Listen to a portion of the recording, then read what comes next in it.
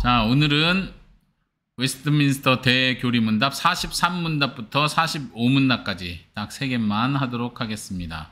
우리 지난 시간에 뭐에 대해서 배웠냐면 그리스도의 직분에 대해서 배웠어요. 중보자는 왜 그리스도라고 부르는가 라고 하면서 구약시대 당시에 기름 부음 받은 새 직분에 대해서 얘기를 했습니다. 뭐였죠? 42문답에 보면 선지자, 제사장, 왕의 직분을 행하기 위해서 기름 부음을 받는다고 했는데, 예수님께서 그 기름 부음 받은 자 그리스도라는 그 직분을 가지고 있다고 했습니다. 그래서 그 세 가지 직분을 오늘 배우는 거예요. 43문답은 선지자 직분을 어떻게 행하셨는지 배우고, 44문답은 제사장 직분을 어떻게 행하셨는가, 45문답은 왕의 직분을 어떻게 행하셨는가. 오늘은 이 세 가지만 다루고 마무리합니다. 자, 먼저 44문답 같이 읽어보도록 하겠습니다. 그리스도께서는 선지자의 직분을 어떻게 행하십니까? 그리스도께서는 자신의 교회를 교화하고 구원하시는 모든 일에 대한 하나님의 모든 뜻을 자신의 성령과 말씀으로 모든 시대의 교회들에게 여러 부분과 여러 모양으로 나타내심으로써 선지자의 직분을 행하십니다. 네, 선지자의 직분을 어떻게 행하시는지에 대해서 설명하고 있어요. 어렵지 않습니다. 그러니까 선지자가 하는 일이 뭐예요? 결국 여기서 말해주는 것은 그리스도께서는 하나님의 모든 뜻을 나타내신다, 이렇게 이해하면 되겠죠. 주어를 잘 보세요. 주 동사하고 주 목적어. 그리스도께서는 하나님의 모든 뜻을 나타내심으로써 선지자 직분을 행하십니다. 선지자는 하나님께서 원하시는 것이 무엇인지, 하나님 뜻하시고 원하시는 것이 무엇인지 설명하고 나타내 보여주는 것이 선지자의 역할이다. 이걸 기억할 필요가 있어요.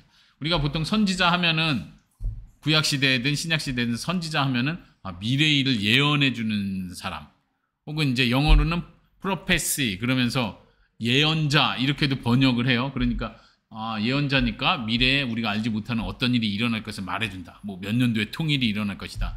뭐 어디서 전쟁이 일어날 것이다. 이런 것처럼.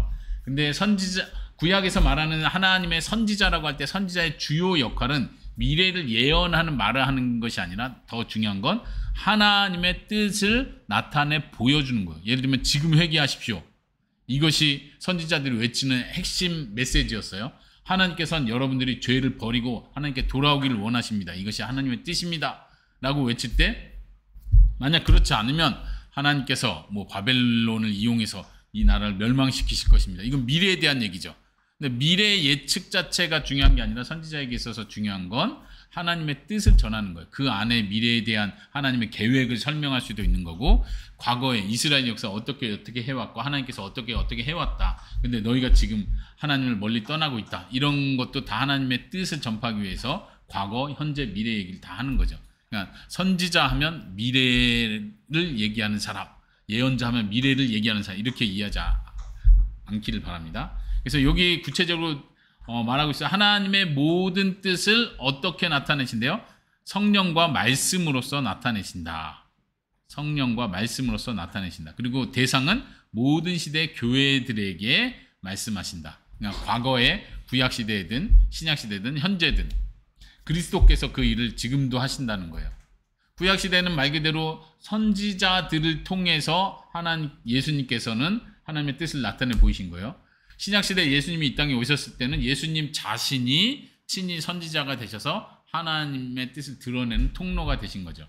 현재는요, 오늘날에 신사도가 있고 신선지자들이 있어서 그들을 통해서 하신다는 것이 아니라 이제는 교회에 세우신 예수님께서 주신 교회 직분자들, 특별히 오늘날은 교사와 목사들, 장로를 통해서 하나님의 뜻을 보여주신다. 이렇게 이해하시기 바랍니다. 이거의 모든 목적은 뭐라고요? 예수 그리스도의 교회를 교화하고 구원하는 모든 일에 대한 것을 보여주는 거예요. 예. 자, 그러면 44문답으로 바로 넘어가도록 하겠습니다. 이번에는 제사장 직분입니다. 그리스도께서는 제사장의 직분을 어떻게 행하십니까? 그리스도께서는 자기 백성의 죄를 속량하시기 위해 자신을 흠없는 제물로 하나님께 단번에 드리고 자기 백성을 위해 끊임없이 간구하심으로 제사장의 직분을 행하십니다. 네. 제사장의 직분은 어떻게 행한대요? 여기서 한 중요한 단어를 말하면 어떻게 제사장 직분을 행하신대요? 두 가지로 말하네요. 첫 번째는 예수님 자신을 단번에 한 번에 하나님께 드린 거예요. 그러니까 이거는 이미 끝난 일이죠. 이 단번에라는 표현이 중요해요. 계속해서 예수님 자신을 하나님께 드립니다. 이렇게 표현하지 않는 거예요. 이미 이 땅에 오셨을 때 이 땅에서 십자가에 죽으심으로써 예수님 자신을 희생 제물로 바치신 거예요. 이것이 첫 번째 제사장으로서 하시는 일이에요. 또 하나는 백성을 위해 끊임없이 간구하심으로써 제사장의 직분을 행하십니다. 여기서는 두 번째는 끊임없이죠. 계속해서 지금도 우리를 위해서 간구하신다는 사실을 우리가 알 수 있습니다. 그 목적은 뭐예요? 자기 백성의 죄를 속량하시기 위한 목적이다. 이것이 예수님께서 제사장 직분을 행하시는, 예수님을 그리스도라고 부르는 이유죠. 기름 부음 받은 제사장으로서 이러한 일을 하십니다. 우리가 기억하시기 바랍니다. 첫 번째 선지자는 무슨 일을 한다 했어요? 하나님의 뜻을 나타내신다. 두 번째 제사장은 예수님 자신을 하나님께 제물로 드리시는 일, 이미 하신 일이고, 또 하나는 지금도 우리를 위해서 간구하시는 일. 자, 마지막 세 번째, 왕의 직분입니다. 그리스도께서는 왕의 직분을 어떻게 행하십니까? 그리스도께서는 왕의 직분을 다음과 같이 행하십니다.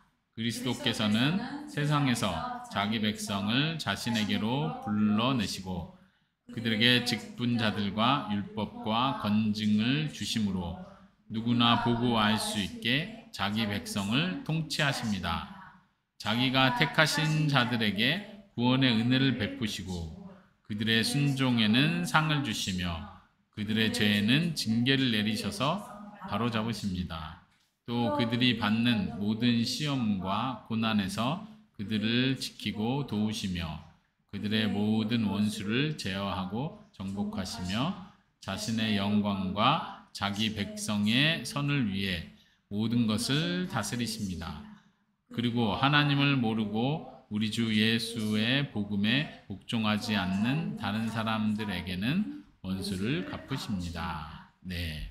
몇 가지로 얘기를 했어요. 예수님께서 왕이시기 때문에 하시는 일, 왕으로서 하시는 일을 말하고 있어요. 첫 번째는 자기 백성을 불러내시는 일을 합니다. 이거는 이제 구원을 통해서 백성을 모으시는 것을 얘기해요. 그 다음에 이 불러내신 자기 백성을 교회라고 말할 수 있어요. 그 교회의 직분자들을 세우시고 율법과 권징을 주심으로써 백성을 통치하십니다. 여기서 직분자들은 교회의 직분자를 생각하시면 됩니다. 그리고 권징을 준다는 거. 이 아래 징계라는 표현도 나오는데 바로 그거예요. 하나님의 법과 그 법을 통해서 다스리시면서 심판하시고 여기서 상을 주시고 징계하시는 일을 한다 이렇게 표현해요.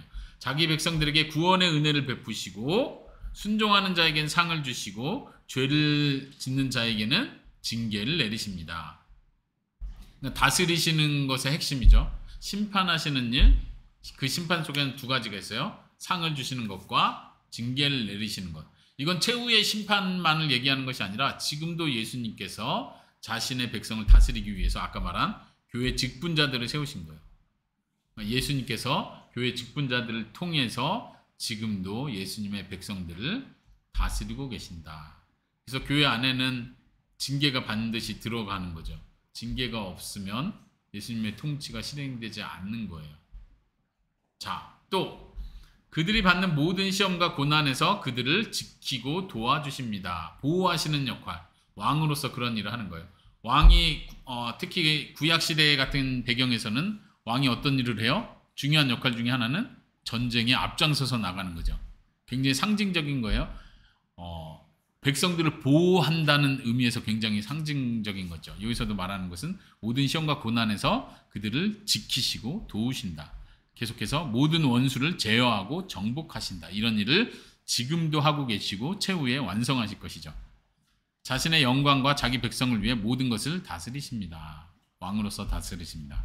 마지막, 하나님을 모르고 우리 주 예수의 복음에 복종하지 않는 다른 사람들에게 원수를 갚으십니다. 특별히 최후의 심판을 염두에 두고 하는 표현이에요.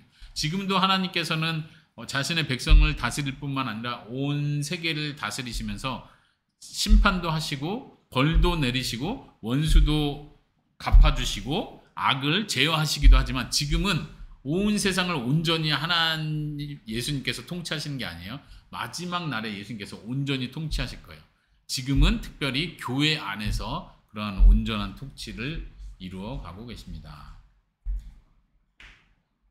자, 오늘은 이 세 가지 마쳤습니다. 세 가지 어떤 직분 세 가지 있다고 그랬어요? 첫 번째 선지자의 직분, 두 번째 제사장의 직분, 마지막 왕의 직분. 선지자는 어떤 역할을 하신다고 했어요?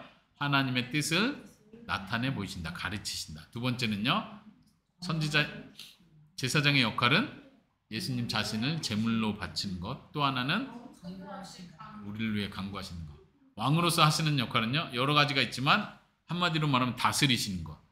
근데 지금 예수님 보이지 않는데 어떻게 다스리시죠? 특별히 교회를 직분자들을 통해 상 주시고 징계하시는 일을 통해서 예수님 다스리십니다. 그리고 또 우리의 원수를 갚아주시고 우리를 지키고 보호해 주십니다. 이것을 기억하시기 바랍니다. 자, 오늘은 여기까지 하도록 하겠습니다.